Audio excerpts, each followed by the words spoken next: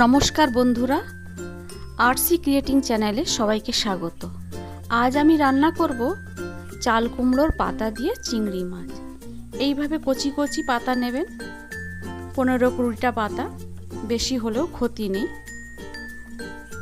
আর এর সঙ্গে নেব 2 বড় সাইজের পেঁয়াজ বাটা, চিংড়ি মাছ ছাড়িয়ে নুন হলুদ মাখিয়েছি 200 গ্রাম, সর্ষের তেল 2 চামচ, চিনি 1 চামচ, নুন পরিমাণ মতো, কাঁচা লঙ্কা বাটা 1 চামচ, হলুদ গুঁড়ো 1 চামচ, জিরে বাটা 2 চামচ। এইবারে যেই কড়াইতেই রান্না করব ওই কড়াইতেই পাতাগুলো নিয়ে নিচ্ছি। পাতাগুলোকে এইভাবে কুচি কুচি করে কেটে নিয়েছি।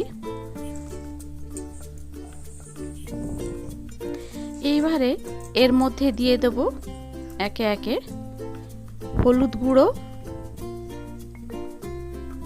পেঁয়াজ বাটা, জিরে বাটা, চিনি, কাঁচা লঙ্কা বাটা, লবণ আন্দাজ মতো, সর্ষের তেল।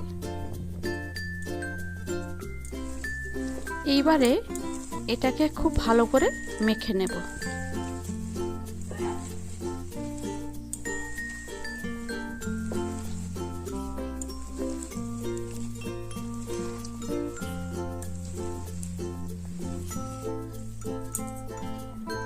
এবারে এর মধ্যে দিয়ে দেব চিংড়ি মাছগুলো।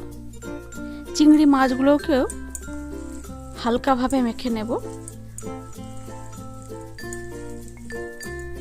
এবারে ঢাকা দিয়ে রাখবো 15 মিনিট, কম আঁচে হবে।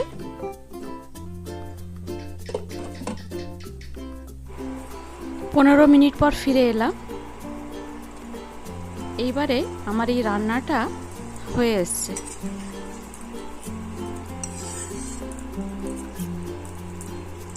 এইবারে এটা সার্ভ করে দেব।